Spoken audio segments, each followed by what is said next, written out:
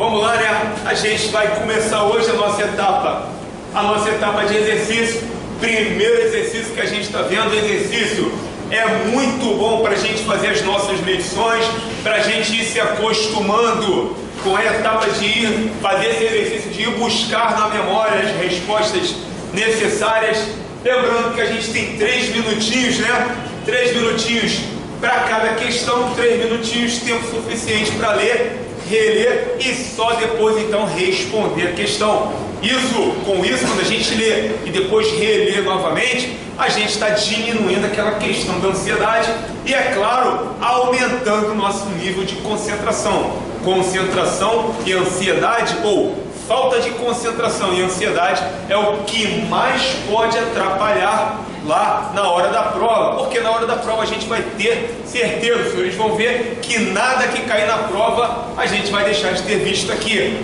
Os senhores vão ter conhecimento suficiente para gabaritar a prova. A questão então é concentrar ao máximo e dispersar a ansiedade. A ansiedade é até normal, então para isso, para dispersar um pouco mais essa ansiedade, lê, relê a questão e depois responde. Beleza? Então vamos lá para a nossa primeira questão referente ao exercício número 1. Primeira questão diz o seguinte: no trato com os prisioneiros de guerra, quais são os procedimentos padronizados que devem ser observados? Beleza? São aqueles... Quantos procedimentos são? 6 procedimentos padronizados, né? Então, pessoal, primeira coisa que a gente vai fazer quando receber o prisioneiro de guerra, a gente vai, revistar o prisioneiro. Depois, guardar, né? Depois de guardar, mantém silêncio. Depois de manter em silêncio, separar. E depois de separar, proteger, para depois despachar lá para a retaguarda, né? Evacuar para a retaguarda. Beleza? Só lembrando, a gente, se eu não me engano, eu já falei isso aqui, a questão de despachar ou evacuar lá para a retaguarda é exatamente porque normalmente o pessoal, quando avançando no território, né, a gente está numa formação tática chamada coluna tática. Essa coluna tática, é claro, tem lá as suas formações, onde aqui a gente chama de ponta de vanguarda, né? Aqui, ponta de retaguarda. Essas duas aqui a gente chama de patrulha de flanco, né? Ou flanco ou guarda. E aqui é o grosso da tropa. E o primeiro pessoal que vai ter contato com esses prisioneiros de guerra, exatamente a ponta de vanguarda. Por isso que depois de revistar, guardar, manter em silêncio, separar, a gente vai ter a necessidade de proteger. Afinal de contas, a gente está numa ofensiva, né? Proteger e depois evacuar esse pessoal para a retaguarda, porque é exatamente na retaguarda que fica o posto de coleta de prisioneiros de guerra. Beleza? Só para a gente entender o porquê dessa dinâmica. Tranquilo? Então, voltando para a questão número 1, acertou aí quem marcou a alternativa ECO. Beleza? Número 1, alternativa ECO. Segunda questão: no período compreendido entre os toques de alvorada e de silêncio, os intervalos dos quartos são determinados por batidas do sino, feitas ao fim de cada meia hora, né? Essa aí, melzinho na chupeta, né? Muito tranquila. Então, segunda questão, alternativa delta, ao final de cada meia hora. Terceira questão: de acordo com as tradições navais, os principais eventos da rotina de bordo são ordenados. Aí tem lá, por batidas de sino? Não, né? Claro que não. Toques de corneta, e aí? Também não, né? Viva voz muito menos, e por aviso em fonoclama também não. Tranquilo? Sobra então a alternativa Charlie, por toques de... E aí a gente aproveita para relembrar que Diferentemente do que a gente vê na nossa realidade, no nosso dia a dia, em que esse estoque, né? Tocou licenciado, aí todo mundo, tocou licença, todo mundo sabe qual é o toque de licença. Ah, tocou avançar, todo mundo sabe qual é o toque. E esses toques, principalmente no corpo de fuzileiros, são dados através da corneta. Mas aqui a gente está falando de tradições navais, beleza? A gente está falando de tradições navais, então vamos separar a nossa rotina das tradições. Tranquilo, então, alternativa Charlie. Quarta questão é a mais importante de todas as cortesias militares. Tranquilo, né? Primeira alternativa aí, aperto de mão, né? Aperto de mão que é aquela cortesia em que o mais antigo pode conceder ao mais moderno. E uma vez que ele estenda a mão, o mais moderno tem a obrigação também de estender a mão e cumprimentá-lo. Essa está fora, não é a mais importante. Depois vem lá, posição de sentido, saudação individual e ombro-armas. Essas são aquelas mais absurdas. E aí a nossa, né, claro, com certeza é a continência. Alternativa Bravo. Beleza? Então, a mais importante de todas as cortesias militares, ó, a continência. Continência que vai estar lá, né, tendo, dentro dessa classificação, dessa divisão dela, a gente vai ter 3 itens, né? Quais são, pessoal? Atitude, gesto e duração, né? Atitude, gesto e duração. Beleza? Aquela etapa da inclinação e sorriso, né? Nada disso. Beleza? Seguindo para quinta. Vamos lá. Quinta questão. Respeitar as regras do direito da guerra é uma obrigação precípua. De cada combatente individualmente? Não, né? Dos comandantes? Também não. Ah, os comandantes têm uma parcela importante, né? Quando a gente fala que os únicos responsáveis por fazer com que seus subordinados respeitem aquelas normas fundamentais do direito da guerra. Aí sim, a gente vai estar falando dos comandantes, né? São eles os únicos responsáveis por fazer com que seus subordinados respeitem essas normas e essas leis. Mas aqui no caso, não vem. Dos mais antigos, muito menos, dos superiores também não. Aí, ó, respeitar as regras do direito da guerra é uma obrigação precípua de todo militar. Tranquila, então, alternativa delta.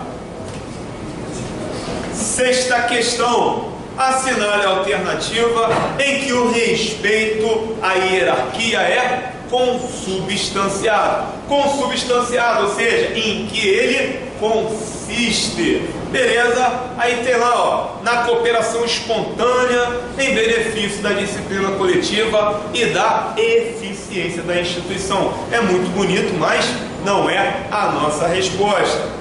Na obediência pronta às ordens do superior, também não. Na correção de atitudes, muito menos.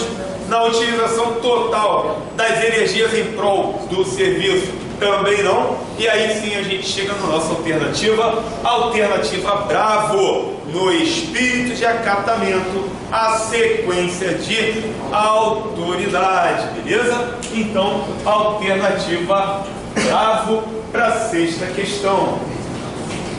Espírito de acatamento, aquela sequência de autoridade, né, pessoal? Vem lá, dentro dessa hierarquia, o soldado, depois o cabo, depois o terceiro sargento, o segundo, primeiro e assim por diante. Então, o soldado deve respeito a todos aqueles que estão acima da sua cadeia hierárquica, né? Ao cabo, ao sargento, e o cabo deve respeito ao terceiro, ao segundo sargento, ao primeiro, e assim por diante. Tranquilo? Sétima questão. Assinale a alternativa que não é uma norma fundamental do direito da guerra. E vamos lá. Atacar somente objetivos militares. É uma norma? Sim, né? Claro que é uma norma. E esses objetivos militares, pessoal, quais são?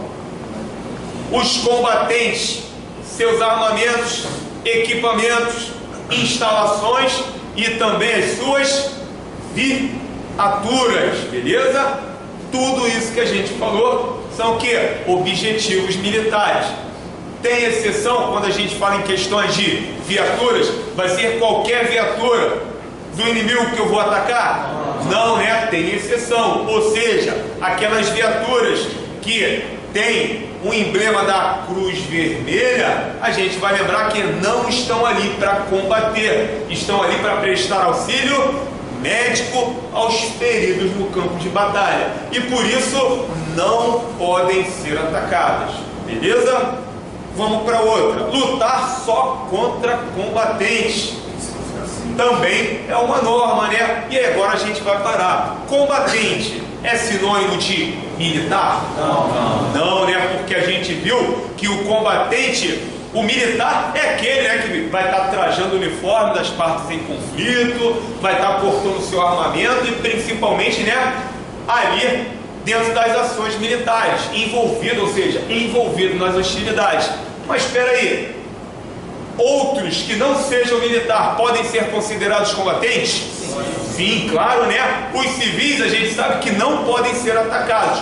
Contudo, porém e entretanto, aquele civil com armamento envolvido nas hostilidades, esse é considerado um combatente, e aí sim pode ser atacado, beleza? É por isso que a gente fala, quando a gente fala nessa norma, não é lutar só contra militares, mas só contra combatentes, ou seja, todos aqueles que, portando seu armamento, estejam envolvidos nas hostilidades. Beleza? Vamos seguir para outra alternativa: respeitar e proteger os civis. Tranquila essa, né? Claro que a gente vai não só respeitar, como também proteger, porque os civis não participam da guerra, não participam das hostilidades. Outra alternativa: respeitar os combatentes inimigos que se renderem. Tranquilo, né? É uma norma fundamental.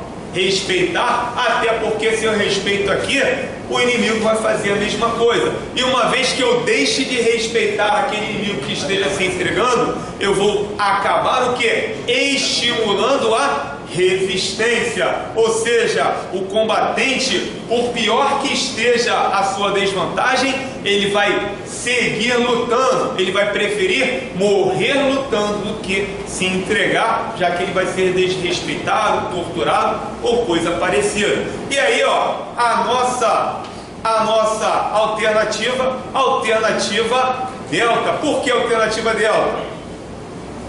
Evitar danos e as destruições. É necessário. Excessivo. Vamos lá. Evitar os danos e as destruições, está correto? Não, é limitar. Limitar. Exatamente, é limitar os danos e as destruições. Quando a gente fala que a gente deve ler e reler, é exatamente para a gente não cair nesse tipo de pegadinha. Não é evitar, ou seja, eu vou limitar os danos e as destruições. Ou seja, por maior que seja o nosso poder de combate em relação ao inimigo, eu vou utilizar o poder de combate necessário ao cumprimento da missão, evitando o que? Esses danos, ou seja, evitando não, limitando, é claro, esses danos e essas destruições, beleza? Então, não é evitar e sim limitar, beleza? Então, a sétima questão a gente fica com a alternativa delta. Alternativa delta, limitar os danos e as destruições. Beleza, vamos lá para a oitava questão. Oitava questão diz o seguinte: possui normas para condução de inquéritos. A gente tem como a primeira alternativa o Código Penal Militar. Código Penal Militar, ele faz o quê? Classifica tudo aquilo que é um crime militar, seja em tempo de guerra, seja em tempo de paz, beleza? Ele vai classificar tudo aquilo que é considerado crime militar. Outra, Conselho de Disciplina. Conselho de Disciplina traz normas para a condução de inquéritos? Também não, né? Conselho de Disciplina é um órgão da administração militar com composto por quantos oficiais? Três oficiais, né? Que vai julgar a incapacidade de permanecer nativa das praças que tenham a sua estabilidade assegurada. Beleza? É isso que é o conselho de disciplina. A gente vai lembrar que somente para as praças que tenham a estabilidade assegurada. Ah, mas e aquelas que não têm? Aquelas que não têm, se tiver algum problema, vão a bem da disciplina, né? Vão licenciados a bem da disciplina. Beleza? Então a gente pula essa. Aí a outra que é Estatuto dos Militares. Estatuto dos Militares, a gente já sabe, né? Regula a situação, obrigação, direitos, deveres e prerrogativas dos militares das Forças Armadas. Então, essa pula também. E aí, ó, alternativa eco, regulamento disciplinar para a Marinha. Classifica o que? As contravenções disciplinares. Também vai regular o que, pessoal? As penalidades, né? A aplicação das penalidades, assim como o que? As interposições de recurso, né? As interposições de recurso, beleza? Então, sobrou pra gente a alternativa delta, Código de Processo Penal Militar. Ele sim é que possui normas para condução de inquéritos. Então, oitava questão, alternativa delta. Nona questão, a oficialidade de uma organização militar é constituída. Beleza, oficialidade, né? É um termo genérico. E quando a gente fala em termo genérico, pessoal, a gente tem que ter cuidado, principalmente quando a gente fala na figura do comandante. Por quê? Quando a gente fala em termos genéricos, a gente lembra logo o quê? Gente de bordo. É composto o quê? Pelo comandante e tripulação. E tripulação, então, é composto o quê? Pela oficialidade e guarnição. Guarnição é composta por todas as praças de uma organização. Então aí a gente chega na oficialidade. Oficialidade é composta pelo imediato e demais oficiais. Então, a única vez que a gente vai ver a figura do comandante dentro de um termo genérico é quando a gente falar gente de bordo. Beleza? A única vez. Beleza, então, oficialidade aí composta pelo imediato e os demais oficiais. Tranquilo, né? Alternativa alfa. 10ª questão. A hemorragia é uma das principais causas de morte no período pós-traumático. Sabendo deste fato, o socorrista deve agir rapidamente. A hipotensão em vítimas traumatizadas deve ser considerada como hipovolemia, ou seja, baixo volume de sangue circulante. Uma avaliação rápida e apurada do estado hemodinâmico, ou seja, do fluxo sanguíneo da vítima traumatizada, é essencial. A análise de 3 elementos nos permite este diagnóstico rapidamente. Isso aqui foi só para encher linguiça, né? Ou seja, no final das contas, o enunciado está querendo saber de que forma a gente vai determinar mais rapidamente se a vítima está ou não com hemorragia. E lembra lá, pessoal, quando a gente falou no estabelecimento das funções vitais da vítima, que a gente viu aqueles 5 passos, ou seja, o primeiro passo dentro dessa prioridade de atendimento, a gente vai verificar o que? Vias aéreas com controle da cervical. Depois a gente vai verificar o que?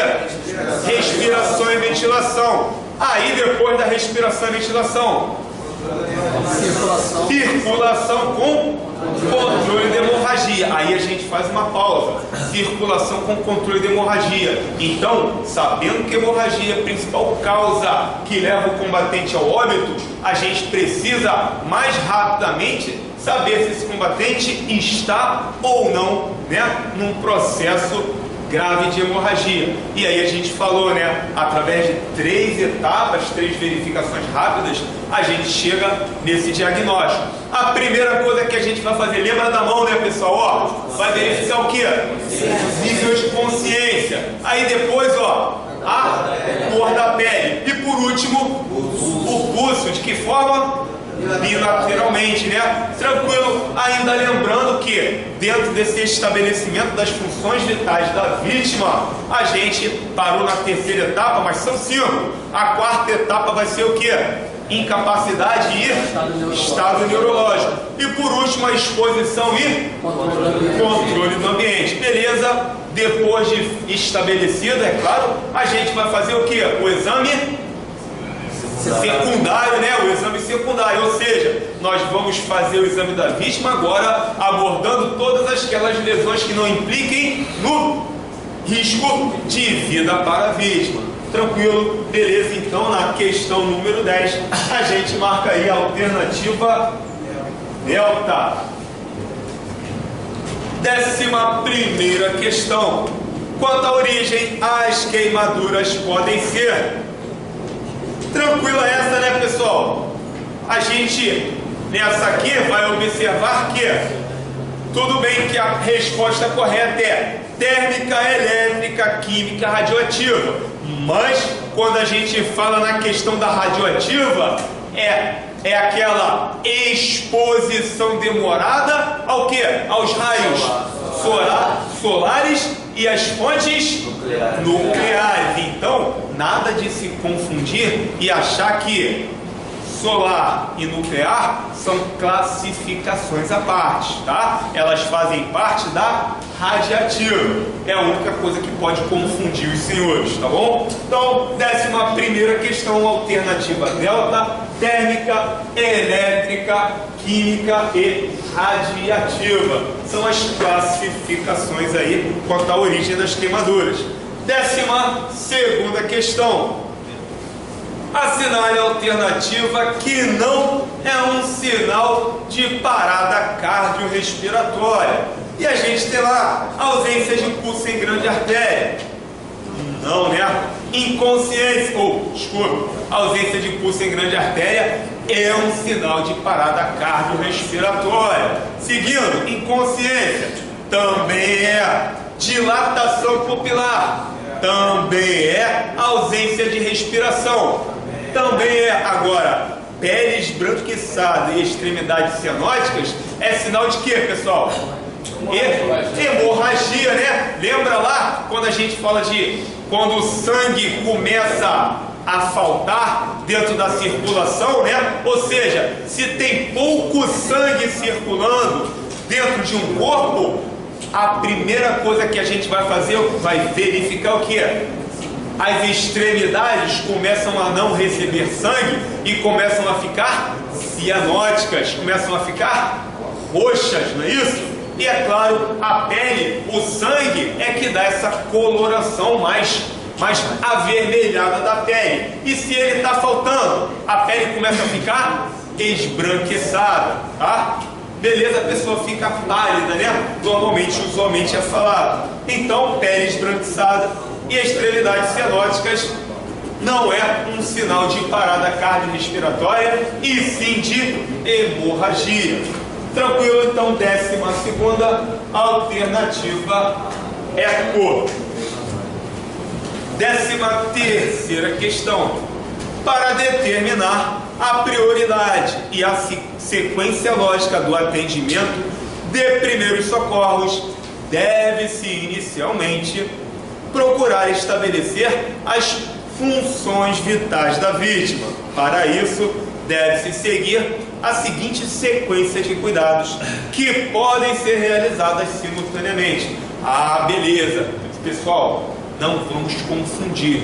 A gente está falando dentro daquela sequência lógica em estabelecer o que? A prioridade no meu atendimento. Porque anteriormente a isso, a gente já executou aqueles 3 passinhos básicos dos princípios gerais, não é isso? Ou seja, eu não começo de imediato verificando as vias aéreas da vítima logo que eu a encontro. Ou seja, se eu estou no campo de batalha e me deparo com uma vítima, a primeira coisa que a gente vai fazer é seguir aqueles 3 passinhos iniciais, que vai ser a primeira coisa que a gente vai fazer, avaliar o que?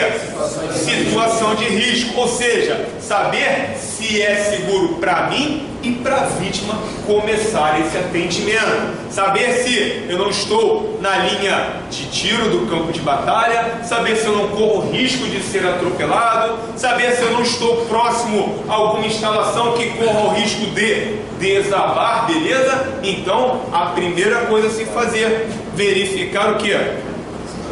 Situação de risco. Feita essa avaliação da situação de risco, outra etapa que a gente vai fazer é o que? Agora, se voltar para a vítima, né? Para avaliar o que? A localização e extensão dos seus ferimentos. Beleza, esse é o segundo passo. O terceiro e último passo agora é se voltar novamente para essa vítima e avaliar o que? Essa sequência lógica, essa prioridade que eu vou estabelecer no meu atendimento, beleza? Aí sim a gente chega na nossa questão. Depois de ter feito esses 3 passos, eu vou examinar a vítima, né, por último, e para estabelecer essa sequência lógica de atendimento. E essa sequência lógica de atendimento, ela obedece uma ordem de prioridade. Que, primeiramente, eu vou verificar o que? Vias aéreas, né? Fazer lá a abertura de vias aéreas, anteriorização da mandíbula, né? Abrir a boca da vítima para saber se tem algum tipo de secreção, se tiver eu vou tirar, e por aí vai. Sempre lembrando, né? Sempre lembrando disso. Primeira coisa, abertura de vias aéreas. Depois, respiração e ventilação. Depois a gente até acabou de falar, né? A gente vai ver o que? Circulação com controle de hemorragia, onde a gente vai utilizar, para se chegar mais rápido ao diagnóstico dessa hemorragia, utilizar aquela metodologia de verificar primeiramente o nível de consciência, depois a cor da pele e por último o pulso. Beleza, o quarto passo vai ser o que? A incapacidade, ou seja, a avaliação neurológica, né, da vítima. E é claro que a gente tem uma metodologia também muito boa para se chegar mais rápido a essa avaliação. A gente vai utilizar uma metodologia chamada AVDI, ou seja, o A se a vítima está alerta ou acordada, o V o que? Se responde aos estímulos verbais, o delta se responde à dor, né? Ao estímulo da dor. E por último a gente vai verificar, é claro, se a vítima está consciente ou não, né? Se está lá no nível de inconsciência. E aí, dentro desses 5 passos, por último a gente vai ver o que? A exposição e controle do ambiente. Lembrando que, se tratando de vítima principalmente do sexo feminino, há de se ter pudor ao cuidar dessa vítima, principalmente se, né, numa via pública. Tranquilo, então, respondendo a 13ª questão, a gente marca a alternativa Charlie. Tranquilo, penúltima questão, qual é a meta final da disciplina militar? Essa aí, ó, tranquila também, não é manter as tradições navais, claro que não, né? Respeito à hierarquia, também não. Observação das normas e regulamentos, também não. Padronizar o comportamento, muito menos. E é claro que a meta final da disciplina militar é a eficiência em combate. Beleza? Alternativa bravo. E por último, qual denominação assinalou o início da 3ª fase na história do CFN? Ah, beleza! Histórico do Corpo de Fuzileiros Navais. Só para a gente lembrar, a gente vai chegar até aqui, mas vamos fazer uma reconstrução disso aí. A gente inicia a nossa história em 1808, né? Ou seja, Dom João, fugindo lá da Península Ibérica, das tropas de Napoleão, vai migrar com a corte, todo o aparato técnico administrativo para aquela que era a sua principal colônia, para o Brasil, né? Vai chegar aqui lá em 7 de março, né? 7 de março de 1808, que inclusive é o aniversário do Corpo de Fuzileiros Navais, dando início à nossa história. E de 1808 até 1847, a gente vai falar que esse período todo corresponde à primeira fase. E a gente vai lembrar o seguinte, nessa primeira fase, quando Dom João está migrando para cá, quem são os combatentes que estão lá guarnecendo os canhões de bordo? Os próprios combatentes anfíbios. Então, nessa primeira fase, a gente vai lembrar que a principal característica de atuação desses combatentes, já que eles estão guarnecendo a artilharia de bordo, vai estar relacionada à artilharia. Beleza, primeira fase. Segunda fase, então, inicia em 1847 com uma importante questão. Inicia com a criação do Corpo de Imperiais Marinheiros. E é esse Corpo de Imperiais Marinheiros que vai, aos pouquinhos, assumir essa artilharia de bordo. Vai assumir aos poucos essa artilharia de bordo, possibilitando agora a esses combatentes anfíbios desembarcar e ir combater em terra. E indo combater em terra, é claro que a gente vai mudar a nossa, ou aquela característica principal de atuar. O que antes era de artilharia, agora combatendo primordialmente em terra, a gente torna essa característica de atuação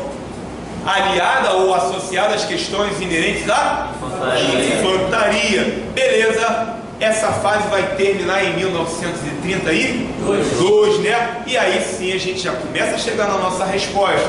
A partir de 1932, a gente vai iniciar a terceira, atual e última fase dentro dessa história do Corpo de Fuzileiros Navais, e começando com um salto tecnológico, técnico, profissional muito grande.